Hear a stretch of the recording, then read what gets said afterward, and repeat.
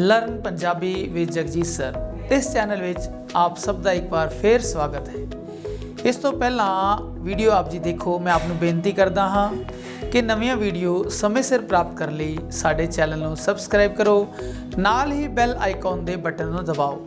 जेकर यह वीडियो आपको पसंद आए तो लाइक करो तो इस वीडियो को होरां नाल वध तो वध शेयर करो। असी मुलंकन कर लिया है, मुलंकन दी सीमावां उसके दोष कर लए ने। हुण पंजाबी भाषा विच जदों असी मुलंकन की गल करांगे तो मुलंकन सानूं उहदे दोषां नूं दूर करने लई किहड़े-किहड़े उपाय करने चाहिए ने, असी उन्हां बारे एक चर्चा करते हैं छोटी जी। साडा टॉपिक है पंजाबी भाषा सिक्ख्या विच मुलंकन दे दोषां दे सुधार दे उपाय। जी असी रैमेडी असी किहड़ियां कि रैमेडीज कर सकते हैं दोषां दे निवारण दे लई। पहली गल है भी बच्चे दे उचारण कौशल यानी उहदा लहजा ਉਹਦੀ मौखिक ਪ੍ਰੀਖਿਆ होनी चाहिए है। बच्चा पंजाबी पढ़ जाता है, पास हो जाता है, परंतु ਉਹਦੀ लैंगुएज विच जो ਉਹਦਾ ਖੇਤਰੀ यानी आंचलिक यानी जो डायलैक्ट है ਉਹਦੀ बोली का, भावें वो डोगरी भाषा तो बच्चा आया, भावें वो माझे यानी दुआबे तो आया, मालवे तो आया, जो बच्चा अपने उस वो लहजा माड़ा नहीं है, भावें मालवे का है, भावें डोगरी का, किसी भाषा का, परंतु जो उन्हें म्यारी भाषा सीखनी है और अगे सिखानी है तो फिर वह जो म्यारी स्टैंडर्ड नीयत होना चाहिए। भावें घर जो मर्जी उपभाषा बोले, जो मर्जी लहजा बोले, परंतु प्रीख्या के तौर पर उसके उच्चारण कौशल की मौखिक प्रीख्या होनी चाहिए है। यानी उसके लहजे उसके एक्सेंट बारे पता होना चाहिए है भी उसनों अंक ਜਾਂ ग्रेड दे के उसके एक्सेंट में सुधार लिया जा सकता है।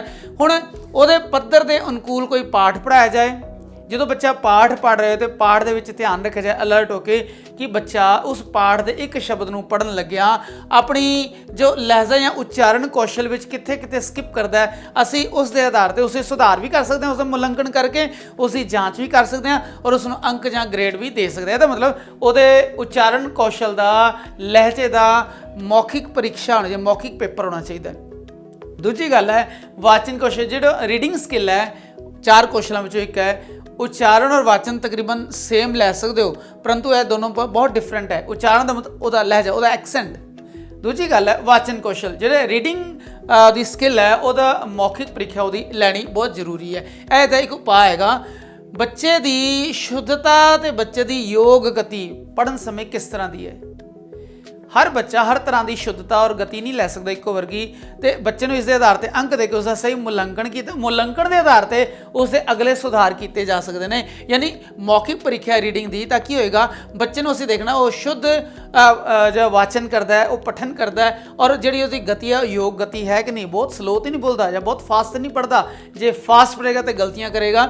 उन्होंने पठन का कोई टॉपिक दे के, उन्होंने पाठ का कोई टॉपिक दे के उसकी अशुद्धि बोलन च, उसके उतार चढ़ाव, उसकी स्पीड, उसकी गति वो कित्थे बल दिंदा, जिथे उन्होंने बल देना चाहिए उत्थे बल दिंदा है कि नहीं, उन्होंने उसके वाक दे ठहराव या चरणा का स्टैप्स या पॉज का पता है कि नहीं, वो बल की परीक्षा हो जाएगी। फिर उसके जिथे जिथे विराम दिंदा है, फिर इस आधार पर असी उसकी जो वाचन कौशल है, जो रीडिंग स्किल है, असी उसका मुलंकन कर सकते हैं तां जो बच्चे को नंबर सही नंबर या ग्रेड दिते जाण। तीजी गल है शब्दावली ज्ञान की परीक्षा। बच्चे जो पुस्तक में ज्ञान उससे जोड़ा आधार बनाते हैं। हाँ, जोड़े आंचलिक खेत्रों तो आते हैं यानी डायलैक्ट्स तो जोड़े बच्चों ने पेंडू बैकग्राउंड तो आते, उन्हों का शब्द भंडार बहुत वड्डा होंदा है, बड़ी खुशी की गल है। परंतु शहरों के बच्चों का जो शब्द भंडार है वो अपने घर तक ही, अपने माँ प्यो की बोली तक ही सीमित होकर रहते, जां फिर जो फिल्मां या गाने या वीडियोज़ देखते हैं वही उन्होंने शब्द भंडार बन जाता है। परंतु जो पेंडू बच्चे ने अपने आले दुआले, अपनी खेती, अपनी रिश्तेदारी, अपने सारे साजो समान नाल जुड़े होंदे आ, इस करके उनकी शब्दावली का भंडार बहुत ज़्यादा वड्डा होंदा है। असी बच्चों की शब्दावली के ज्ञान की परीक्षा लैनी, इसनूं असी भाषा के कौशल या मुलंकन विच असी इसनूं रख सकते हैं। बच्चे का शब्द भंडार किदां दा है, शब्द भंडार में वाधा करना जरूरी है और बच्चा अपने शब्द भंडार को जानता तो है, परंतु उसनूं कुशलता नाल प्रयोग कर सकता है कि नहीं कर सकता, इसकी जाँच, इसका मुलंकन भी होना चाहिए। शब्द के भिन्न भिन्न रूप ने, जिदा मैं अपनी जमात पढ़ाना भी मेरे को शब्द है उत्तर, उत्तर का मतलब की है जवाब, उत्तर का विरोधी शब्द की है प्रश्न, उत्तर का बहुअर्थक शब्द की है? उत्तर के कई सारे बहुअर्थक शब्द ने। उत्तर का मतलब है मेरा जवाब, उत्तर का मतलब उत्तर दिशा, उत्तर का मतलब पौड़ियां तो उतरिया है। इस तरह असी इको शब्द के कितने सारे शब्दावली या ज्ञान की परीक्षा करने समय इको शब्द के उहदे भिन्न भिन्न जो रूप ने उसकी परीक्षा लै सकते हैं, जिदा असी उसके अर्थ पूछ सकते हैं, उसके उल्टे अर्थ पूछ सकते हैं, उसके बहुअर्थक शब्द पूछ सकते हैं। यह सारा मौखिक ते लिखित दोनों हो सकता है। जां फिर उत्तर ते उतर विच की फर्क है? शब्द जोड़ां दे नियमां विच आ जांदा है। उत्तर ते उतर विच की फर्क है? अदक लगना और की फर्क पैंदा है? ते बच्चे नूं जे उहदी शब्द भंडार ज़्यादा है, उहदे शब्द भंडार समान्य तो ज़्यादा है, अच्छा है, तां फिर उहदे जिहड़े मुलंकन सही तरीके नाल असीं ला सकते हैं। फिर बच्चे की बौद्ध समर्था की है? बच्चे ने उस दिते गए पाठ विचों, अपने पाठ्यक्रम, अपने सिलेबस विचों उसनों बौद्ध ज्ञान की लिया। इत्थे बौद्ध तो मतलब है बौद्धिकता नहीं है, इत्थे बौद्ध का मतलब उसनों एहसास, उसनों ज्ञान, उसनों ओहदी प्राप्ति की है भी बच्चे की बौद्ध समर्था की परीक्षा होनी चाहिए है। बौद्ध समर्था का मतलब है भी बच्चे ने पाठ तो की सीखिया, पाठ के बारे मौखिक प्रश्न हो सकता है, वस्तु ऑब्जेक्टिव हो सकता है और पैरा दे के उसके बारे प्रश्न पूछे जा सकते हैं, ताकि बच्चे को दिते गए पैरे, दिते गए प्रश्नों के जो उसका मैसेज है, जो उसका संदेश है, उसका बोध या एहसास हो सके। यानी बच्चे को पाठ समग्री का जो एहसास है, उसके अंदर जो ज्ञान है, उस दे समर्था की परीक्षा भी बच्चे की लैनी चाहिए है। जिदा असीं लैने पैराग्राफ दिंदे हां। पंजाबी भाषा सिक्ख्या विच मुलंकन दोषां के सुधार के उपाय के अगले तौर पर असी सुलेख की परीक्षा लैने हाँ। सुलेख की परीक्षा छोटे बच्चे बड़ी हरमन प्यारी होंदी, बच्चे सुलेख लिखते हैं। इस नाल जिहड़े लापरवाह, ढिले, शिथिल बच्चे होंदे, जिहड़े कि पंजाबी के अखरां के सही पैटर्न नहीं जानते। एक गल होर सुन लो भी जो सुलेख है उही बच्चा सुलेख कर जिसनों उसके जोमैट्रिकली डिज़ाइन का पता होवे, जिहड़ा कि किसी अखर के जोमैट्रिकल डिजाइन के आधार पर उसनों रच सकता होवे। जिवें इत्थे मैं लिखा यईया, ऐदां भी लिख सकते हो, यईया होर तरीके नाल भी लिख सकते हो, परंतु जो मैं उसका सहज रूप देखदा, उसका एस्थेटिक सुंदरता वाला रूप देखदा, तो मैंने पता होना चाहिए यईया बच्चे ने इस तरह लिखना, इस तरह, इस तरह, इस तरह, इस तरह और इस तरह। यईया बड़ा सुंदर लगता है। जे बच्चे ने सस्सा लिखना है तो बच्चा इदा भी सस्सा लिख दिंदा है, बच्चा इस तरह सस्सा लिख दिंदा है, और बच्चे को पता होना चाहिए उसकी बुक के विच अखरां की छपाई किस तरह की है, तो वह बच्चा सुंदर लिखता है जिसनों कि अखर दे सुंदर स्वरूप का इत्थे ज्ञान, उसकी सोच यानी एस्थेटिकल वैल्यू का पता है, वह बच्चा सुंदर लिखाई लिख सकता है। और यह जो एस्थेटिकल वैल्यू है यह सानू बचपन तो छोटियां जमातों तो पानी चाहिए, तां जो वड्डियां जमातों में जाके वो जो कीड़ियां मकोड़ियां वाली, जो कीड़ियां काढ़ियां वाली लिखाई उस तो छुटकारा मिल सके। इस करके जो असी मुलंकन दोषां सुधार की गल करते उहदे उपावां विच असी सुलेख की परीक्षा लैनी जरूरी समझते हैं, क्योंकि छोटियां जमातों तो उहदे पंजाबी के अखरां के रूप पक्ष की जानकारी देना बड़ा जरूरी है। जो अध्यापक इस गल तो चूक जाते हैं, अपने छोटियां जमातों में सुलेख बारे, उहदे पैटर्न, उहदे रूप बारे नहीं दसदे अखरां दे, तो फिर बच्चा वड्डियां जमातों तक जाके उन्हां दोषां तो मुक्त नहीं हो सकता गंदी लिखाई दे। जिद्दां कि विद्वानां दा मत है भी गंदी लिखाई अनुशासनहीनता का सब तो वड्डा सबूत है, इनडिसिप्लिन का सब तो वड्डा सबूत है गंदी लिखाई। हुण सुंदर लेखन विच रुचि अते प्रवृत्ति देखण लई ਜ਼ਾਹਰ करने लई बच्चों दियां सुलेख प्रतियोगिता हो सकती हैं, या बच्चे नूं सुलेख दे के उस विच बच्चे का मुलंकन किया जा सकता है, तां जो बच्चे की सुंदर लेखन प्रति रुचि नूं या उसकी प्रवृत्ति नूं वधाया जा सके। अगला जो साडा टॉपिक है रचना कौशलता की परीक्षा। जो असीं अपने उद्देश्यों बारे गल करते हैं, जिहड़ा सब तो लास्ट वाला है सिरजनात्मकता, भी बच्चे दिते हुए प्राप्त हुए ज्ञान नूं अपनी सिरजना शक्ति विच किस तरह, अपनी क्रिएटिविटी विच किस तरह वरतते हैं। रचना कौशलता की परीक्षा भाषा सिखलाई बहुत अहम है।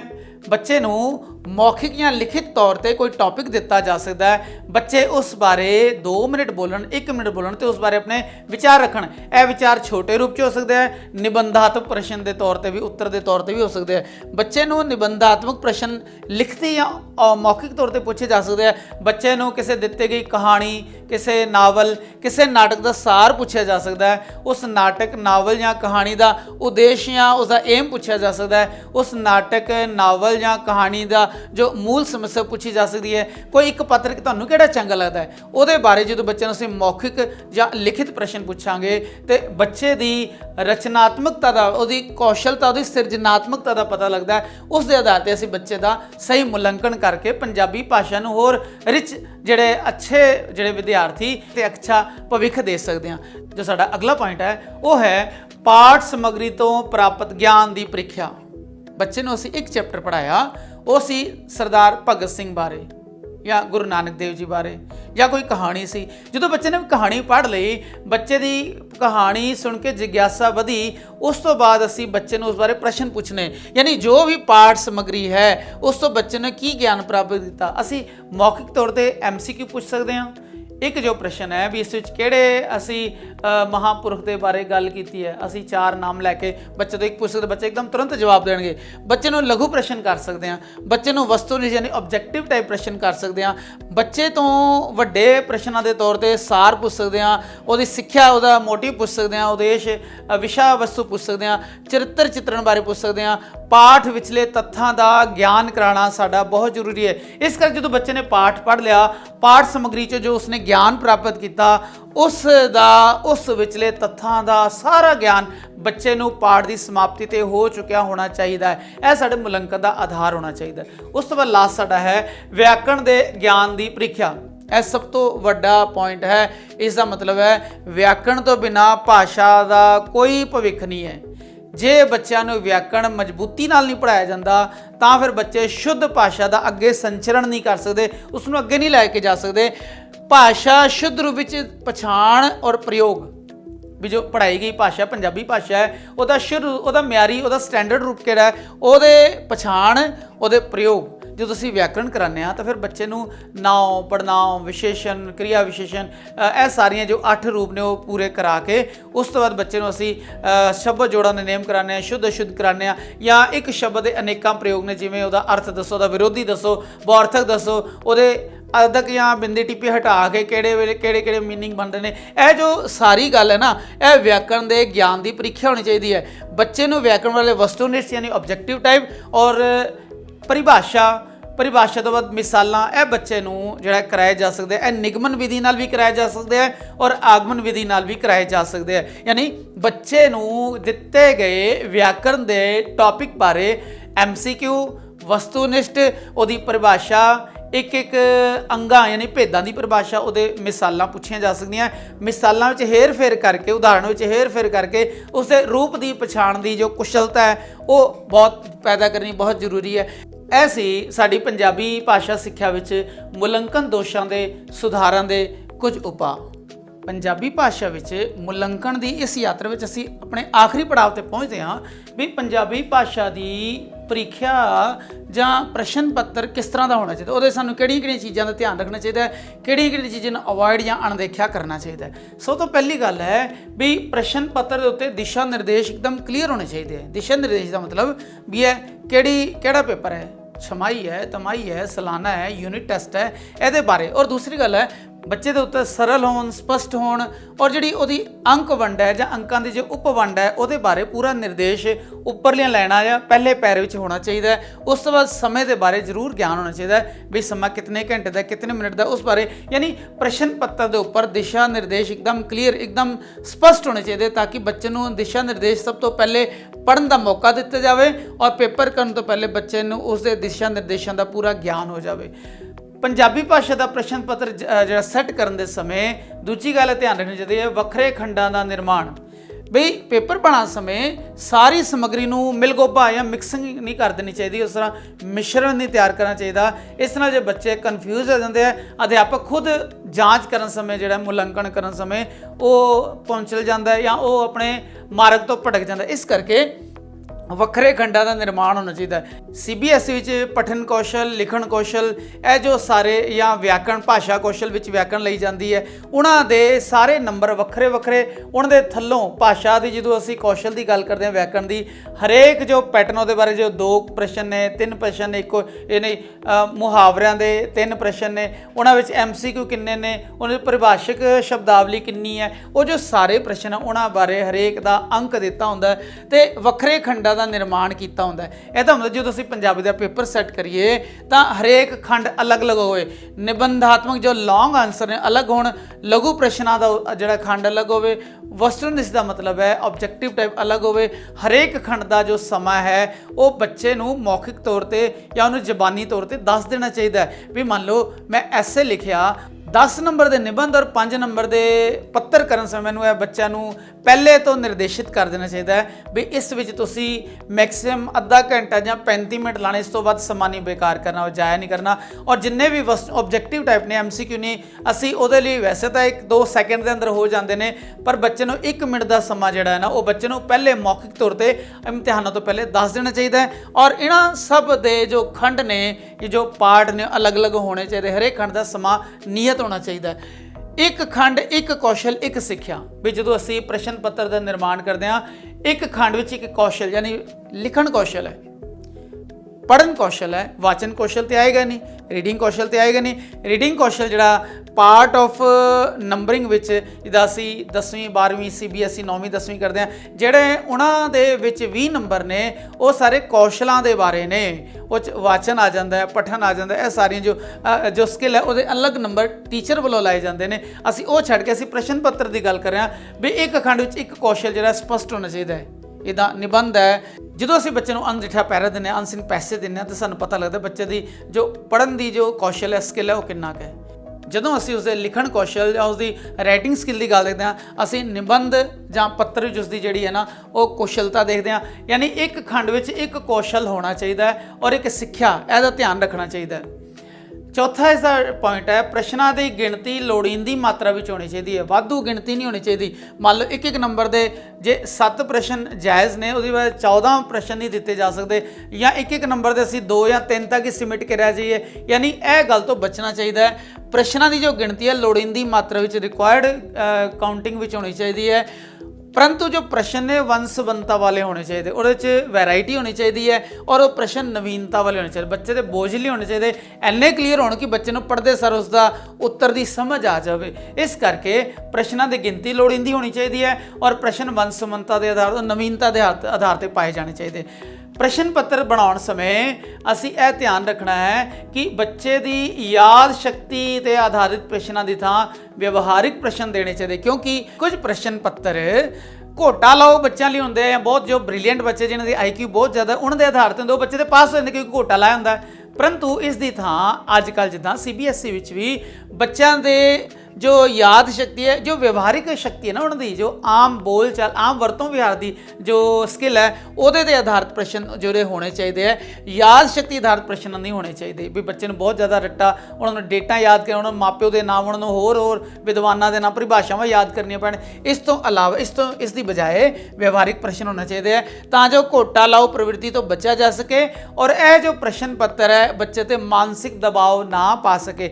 असी बच्चों की परीक्षा एकदम आनंद वाले माहौल च लैनी है, फ्री माइंड वाले माहौल, मानसिक दबाव तो आज़ादी के माहौल में लेने। इस करके याद शक्ति के आधार प्रश्नों के आधार की थावें व्यवहारिक प्रश्नों को आधार बनाना चाहिए। 6वां प्रश्न पॉइंट है साडा अस्पष्ट संकेतां तो गुरेज करना चाहिए। बई कई बार बच्चे को कुछ इंस्ट्रक्शन देनिया होंदियां प्रश्न च, पर जो अध्यापक उसनूं सैट करता है उस विच सही निर्देश देने की बजाय कुछ गुंजल जी पा दिंदा है, जिस करके बच्चे ते मानसिक दबाव पैंदा है। प्रश्न पत्र या परीक्षा पत्र बनाने समय अस्पष्ट संकेतां तो गुरेज करना चाहिए और प्रश्नों की दोहराई तो बचना चाहिए। किते यह ना हो एक प्रश्न का उत्तर जिहड़ा किसी होर प्रश्न में लुकिया पिया होवे। इत्थे तो तुसीं दसता बई उसकी माता जी का की नाम सीगा, प्रश्न पूछ लिया भी भगत सिंह की माता जी का की नाम सी, फिर थले वड्डे क्वेश्चन च पूछया भी भगत सिंह की माता श्रीमती डैश ने अपने पुत्र नूं की सिखाया। हुण कि वो जो पहला प्रश्न है उसका उत्तर तो थले पिया होया। इस तरह के प्रश्नों तो बचाव होना चाहिए। इसका मतलब सानूं अपने प्रश्न पत्र बना के दोहराई कर लेनी चाहिए, उन्होंने रिपीट कर लेना चाहिए। ਪੰਜਾਬੀ ਭਾਸ਼ਾ ਦੇ ਪ੍ਰਸ਼ਨ ਪੱਤਰ ਦੀ ਸੈਟਿੰਗ ਕਰਨ ਸਮੇਂ ਸੌਖੇ ਭਾਗ ਤੇ ਸੌਖੇ ਪ੍ਰਸ਼ਨ ਪਹਿਲਾਂ ਲੈਣੇ ਚਾਹੀਦੇ ਤਾਂ ਕਿ ਬੱਚੇ ਦਾ ਜੋ ਮਾਨਸਿਕ ਦਬਾਅ ਅਸੀਂ ਪਹਿਲੇ ਗੱਲ ਕੀਤੀ ਹੈ ਮੈਂਟਲ ਪ੍ਰੈਸ਼ਰ ਉਸ ਨੂੰ ਘਟਾਇਆ ਜਾ ਸਕੇ ਔਰ ਬੱਚਾ ਆਪਣੇ ਪ੍ਰਸ਼ਨਾਂ ਉੱਤਰਾਂ ਵਾਲੀ ਫੈਮਿਲੀਅਰ ਉਸ ਦੇ ਨਾਲ ਜਿਹੜਾ ਚੰਗੀ ਸਾਂਝ ਪਾ ਲਵੇ ਆਪਣੇ ਪ੍ਰਸ਼ਨ ਪੱਤਰ ਨਾਲ। ਜੇ ਅਸੀਂ ਪਹਿਲੇ ਔਖੇ ਪ੍ਰਸ਼ਨ ਜਿੱਦਾਂ ਅਸੀਂ ਐਸੇ ਜਾਂ ਲੈਟਰ ਪਹਿਲੇ ਦਿੰਨੇ ਆ ਜਾਂ ਜੋ ਵਿਆਕਰਣ ਸੰਬੰਧੀ ਪਹਿਲੇ ਦਿੰਨੇ ਆ ਪਰਿਭਾਸ਼ਾ ਵਾਲੇ ਉਹ 'ਚ ਬੱਚੇ ਜਿਹੜਾ ਉਹ ਕਨਫਿਊਜ਼ ਹੋ ਜਾਂਦੇ ਆ, ਬਾਕੀ ਕੀਤਾ ਕਰਾਇਆ ਯਾਦ ਉਹ ਭੁੱਲ ਜਾਂਦੇ। ਇਸ ਕਰਕੇ ਸੌਖੇ ਪ੍ਰਸ਼ਨ और सौखे भाग प्रश्न पत्र च पहले सैट करने चाहिए ताकि बच्चे के कौशल का उसके स्किल का सही प्रयोग हो सके और बच्चा ईजी हो जाए अपने प्रश्न पत्र लिए एकदम दोस्ताना माहौल भी आ जाए। लास्ट नुकता है, लास्ट पॉइंट है प्रश्न पत्र संतुलित हो बैलेंस हो। जिदा असी 10वीं जमात के जो अनसिन पैसेज की गल करते हैं एक असी 5-6 लाइनों का पैसेज दिता परंतु जो वो बारे प्रश्न पूछे तो प्रश्न पूछन लग्या वो जो 5 नंबर का प्रश्न सी वो 9 नंबर का पाता 9 नंबर का पाया। एक प्रश्न उस पैरे में पूछा वो जो मैक्सीमम लेंथ है वो एक वाक की बनती है परंतु सानू पैटर्न के तौर पर दस दे 2 नंबर देने तो जो मर्जी कर लो 2 नंबर का वधा ही नहीं सकते। इसका मतलब उसका बैलेंस ठीक होना चाहिए। जो चो संखेप प्रश्न पूछते एक नंबर का होना चाहिए और किते ऐ ना होवे कि जो ज़्यादा वेटेज है वो वड्डे प्रश्नों को देती का ज़्यादा वेटेज छोटे प्रश्नों को देती। इसका मतलब जो बच्चे ने अपनी परफॉर्मेंस अपनी स्किल जो प्रदर्शित करने दे कौशल प्रदर्शित करने बच्चों का जो बैलेंस है खराब हो जाता। इस करके अंकों के आधार पर प्रश्नों के आधार पर और वेटेज के आधार पर प्रश्न पत्र संतुलित होना चाहिए। यह जो सारी चर्चा असीं कीती मुलंकन बारे पंजाबी भाषा मुलंकन बारे पंजाबी भाषा मुलंकन के दोषों बारे उसके उपावां बारे और साडा मुलंकन लिए जो साडा प्रश्न पत्र है जो एक पार्ट है मुलंकन का वो किस तरह का होना चाहिए इस बारे जो असी दिशा निर्देश के उत्ते गल की है। यह सारी गल मुलंकन के उत्ते सी। आप जिन्होंने इस बारे कोई भी प्रश्न हो इस वीडियो को दोबारा देखना इन्हां सारे वीडियो के भाग को दोबारा देखना तां जो इस बारे कोई भी कन्फ्यूजन तुहाडी ना रहे। तुहाडी बेस्ट विशेस तुहाडे चंगे भविख की कल्पना करदा होया इजाजत मंगदा। वाहिगुरू जी का खालसा वाहिगुरू जी की फतेह। नवीं वीडियो समय सिर प्राप्त करने लिए साडे चैनल को सबसक्राइब करो नाल ही बैल आइकॉन के बटन को दबाओ। जेकर वीडियो आपको पसंद आए तो लाइक करो तो इस वीडियो को होरां नाल वध तों वध शेयर करो।